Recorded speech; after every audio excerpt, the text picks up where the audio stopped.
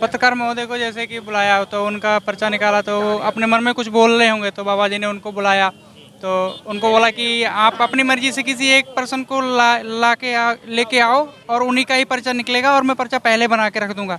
तो बाबा जी ने क्या है कि पर्चा पहले से बना के रख लिया।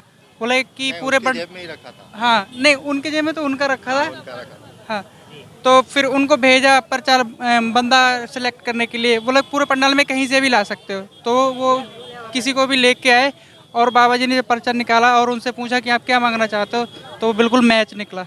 ऐसा तो नहीं था वो पत्रकार बागेश्वर धाम के ही हो या गुरुजी के नहीं नहीं, पत्रकार तो आप जैसे कि आप मीडिया वाले तो आप बागेश्वर धाम के थोड़ी ना हो यार, वो पत्रकार प्राइवेट ही थे। पत्रकार ने कोई हरकत करी थी इसलिए गुरुजी ने बुलाया तो था। अपने मन में कुछ बोल रहे थे कि ये सब ये माइंड रीडिंग वगैरह कुछ ऐसा सोच रहे थे, तो बाबा जी को पता लगा तो उन्होंने बुलाया कि तू हरकत कर रहा है, आजा इधर। आपका ये फर्स्ट एक्सपीरियंस था यहाँ पे आने का? हाँ, मैं फर्स्ट टाइम ही आया। आपको कैसा महसूस हुआ, क्या लगा आपको? आपने दरबार अपनी आंखों से देखा पूरा, आप क्या मानते हैं इस चीज़ को? मैं देखो बाबा जी का काफ़ी टाइम पहले से मानता हूँ और यूट्यूब पे भी देखता रहता हूँ और फेस टू फेस मिलने की बहुत हार्दिक इच्छा थी। हालांकि मेरी अर्जी स्वीकार नहीं हुई तो नेक्स्ट टाइम देखेंगे, लेकिन मेरे को बहुत अच्छा लगा कि जब भी गुरुजी दरबार लगाते हैं ना, एक छोटा सा सूत्र देते हैं कि आपका पर्चा बने ना बने, आप बालाजी पर मेहरबान हो जाइए, बालाजी आप पर मेहरबान हो जाएंगे, उनकी भक्ति करिए। लेकिन कुछ क्या होता है ना, पर्चा नहीं बनता, लोग निराश होके जाते हैं कि हमारा नंबर नहीं आ पाया। तो निराश होना चाहिए लोगों को? नहीं, निराश नहीं होना चाहिए। देखिए क्या है कि हो सकता है आपकी भक्ति में कुछ कमी रह गई हो। देखिए अगर आपने 100% दिया, भक्ति की है और उन्होंने सुन ली है, ठीक है, तो वो ज़रूर बुलाते हैं, ठीक है। और आपकी भक्ति में कुछ कमी रह गई, जैसे उन्होंने बोला है कि आपको लहसुन प्याज और मांद मछरा ये नहीं खाना है, तो आप अगर सेवन कर रहे हो, आपने एक हफ्ते पहले ही छोड़ा है, तो वो शायद मेरी समझ से नहीं सुनेंगे।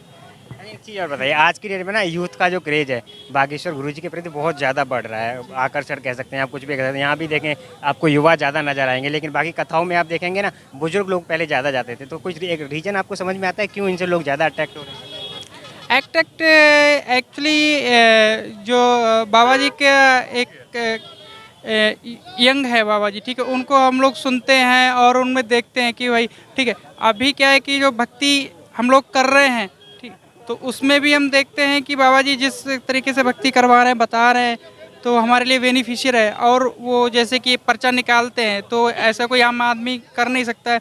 तो हम हिंदू लोगों का क्या है कि एक धीरे धीरे जैसे कि अदर जो हिंदू नहीं है, ठीक है, मोमडन या फिर अदर जो कास्ट के हैं जो, ठीक है, तो वो लोग मजाक बनाते हैं। तो हम लोगों को धीरे धीरे समझ में आ रहा है कि नहीं, हमें अपना धर्म पे विश्वास रखना चाहिए। भगवान है, सब है, और एक माध्यम बन के बाबा जी आए हैं जो हम सबको जगा रहे हैं, और इसीलिए हम सब युवा जो है कि एकदम अट्रैक्टिव हो रहे हैं उनकी तरफ। एक चीज़ और पूछूंगा, क्या होता है ना, जिस किसी के पास थोड़ी सी पावर या शक्तियाँ हैं, पावर कह लें, तो उनका जो थोड़ा सा लहजा है वो बदल जाता है। तो जैसा कि अभी देखा 1-2 साल में बागेश्वर गुरुजी को बहुत ज़्यादा पॉपुलैरिटी मिल गई है, तो क्या आपको ऐसा लगता है कि उनका जो लहजा पहले से अब थोड़ा चेंज हो गया है, बदल गया है लोगों के प्रति?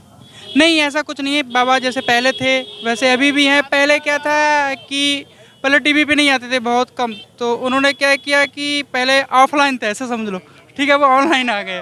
बाकी बाबा में कुछ नहीं बदला है, बाबा पहले भी ऐसे थे, अभी भी ऐसे ही है। अच्छा, बागेश्वर गुरुजी हमेशा हिंदू राष्ट्र की बात करते हैं, भारत हिंदू राष्ट्र घोषित होना चाहिए। अब वो खुले मन से कहते हैं, कोई प्रॉब्लम नहीं है, उनको सिक्योरिटी भी मिली है, लेकिन हम और आप उनका कैसे सहयोग कर सकते हैं?